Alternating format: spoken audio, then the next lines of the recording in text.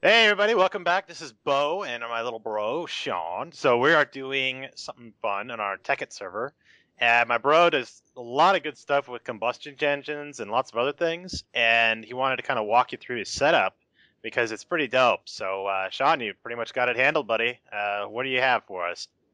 Okay, so basically what I did is I started with your idea of the geothermal generators with the condenser and the energy collectors basically in a big loop. And I have two condensers for this whole setup and three geothermal generators. Hmm. And basically, so right over here, see where I'm pointing down here, you have an oil fabricator. Oh. And it takes energy from both these geothermal generators right here, Hmm. and then it pumps it into the refinery, which is right below you, and that's powered by that energy link right there. And that Uh-huh. energy link is powered by that geothermal generator. Ah. And right now you can see it's not running particularly fast, and that's not because it doesn't get enough power to light it green. Hmm. But you can see my fuel tower, which is really, really fucking tall, Yeah.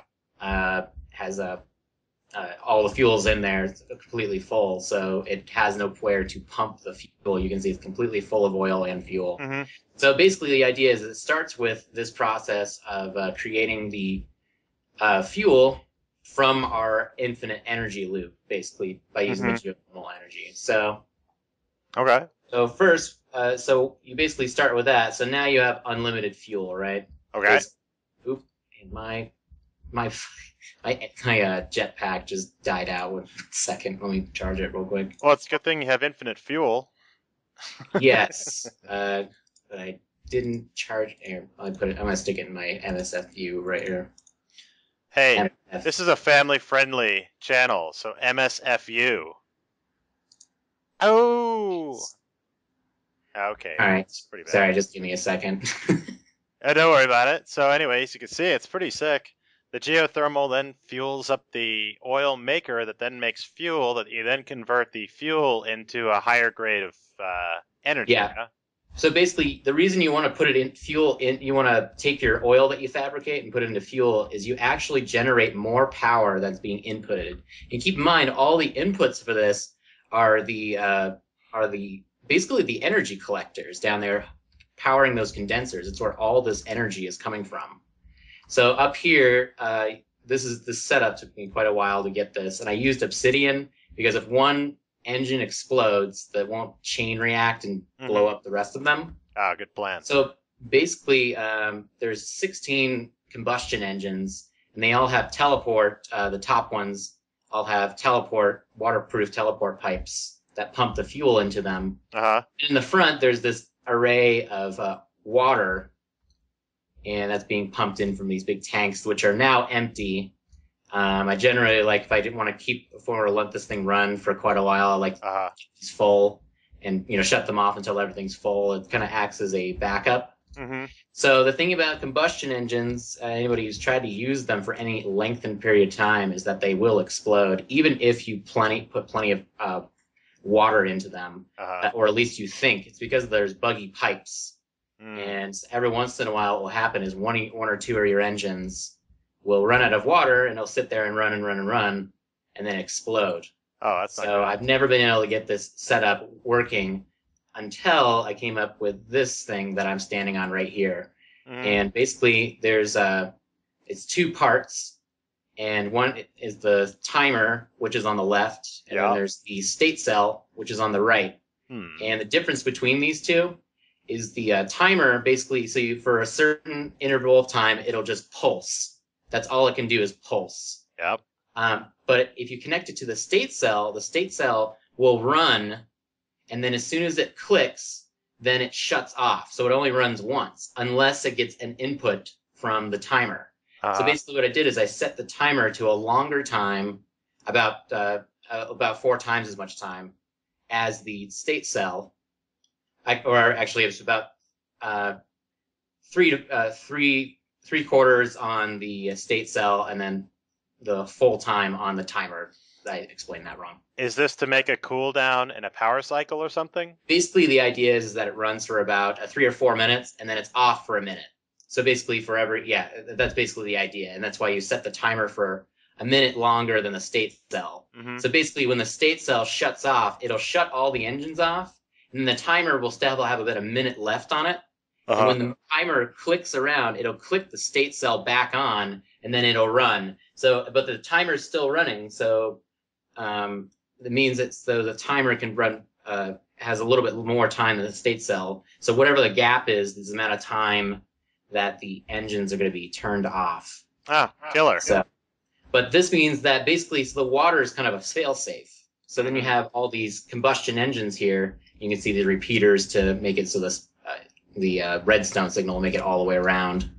Mm-hmm. And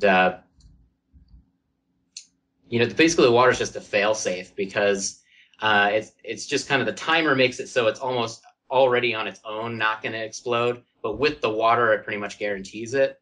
And this type of setup with the timer and the water as a fail-safe will allow you to run it overnight. As long as you remember to turn the fucking timer on, because I've completed this circuit, all the engines were on, and I didn't flip the switch to turn the timer on, and then they exploded.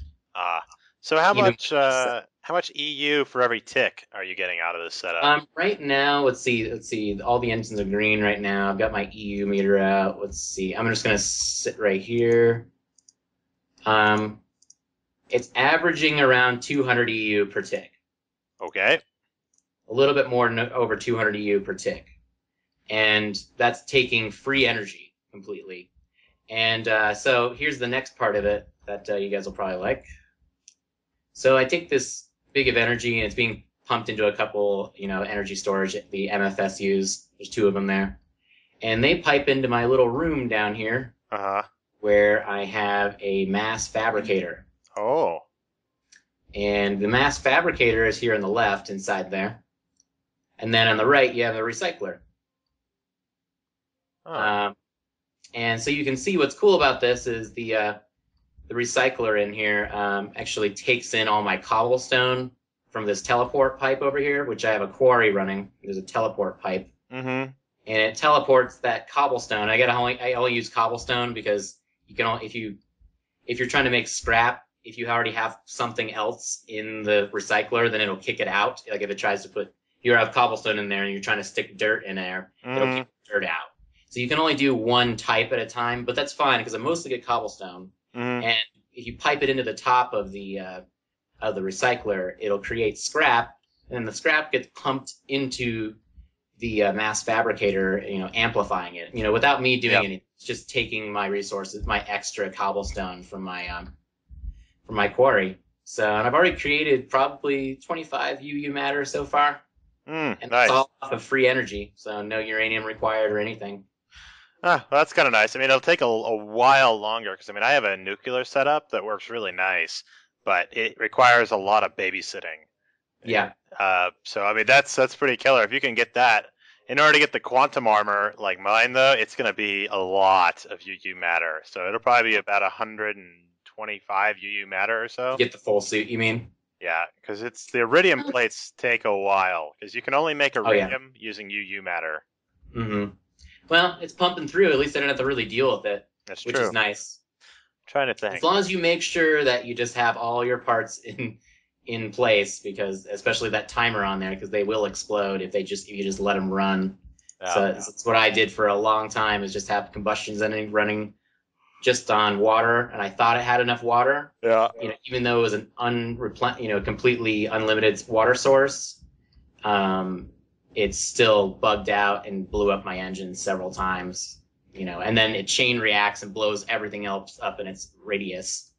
Yeah, It's never fun. Especially, trust me, the mass fabricator blowing up would be way, way, way worse than a combustion engine, that's what you call for having that reinforced stone around there.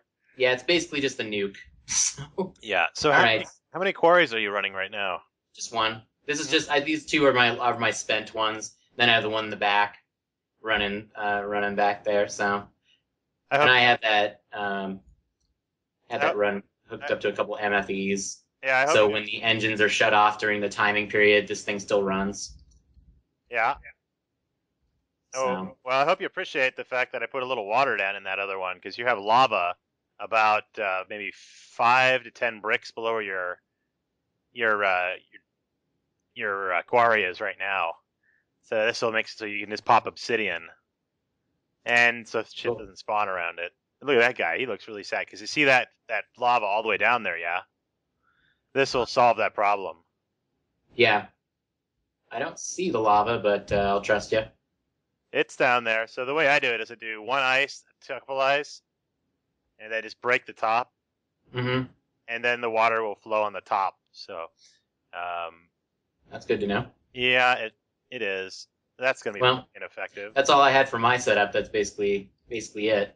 Oh, killer. So for taking free energy and amplifying it, this is how you do it, and something you don't have to babysit at least. Oh, I like the idea of no babysit because I tell you, dude, I have to babysit that nuke plant a lot. Yeah, Even I'm sure that nuke plant can create a lot more energy at once, though. about 10 times as much because it'll max out at 2048 per tick when I have 47 uranium. Well, we'll see. We'll see if I can. I'm probably going to build another array of engines because I've got so much fuel. I'd like even with 16 of these, I can't deplete the fuel. Yeah. Like it's always full like that. So there's way more capacity in this. So you're gonna take your V16 and turn it into a V32, maybe? Yeah, I don't know. We'll have to see what I can do. So. Well, very cool. So that was a pretty interesting little walkthrough. And is this over here your pumps for your water over here, like these huge? Yeah. Yeah. Basically, you can see this 2 water stacks over here. Yeah. There's actually 3 different sets of tanks, 2 each. And so this one pumps it from the ocean because it's just guaranteed you're always going to have water. Mm-hmm. And then it pumps it into my main tank here. And then there's a teleport pipe, and there's 2 teleport pipes each for one of these big tanks up on top the combustion engines, and it fills those up. Ah, very good. So it's just basically just kind of a fail-safe type thing. I mean, combustion engines are just really, really squirrely. Oh, cool. So that was a nice little walkthrough for those folks who want to try the fuel infinite energy source. Pretty much. It looks like a lot more setup, but at the end of the day, I mean, it's a lot. It's a lot of fun to build it though, and it replenishes. I mean, you can just let it run. Plus the fact that it's got about 10 times the power output of the geothermals. Right. Yeah, it's much more. Yeah. So, very good. Well, anyway, that was very nice, and glad we could kind of show off your joint. And again, guys, like, comment, subscribe. We'll have lots more of these in the future. Just send us your comments below, and talk to you guys later.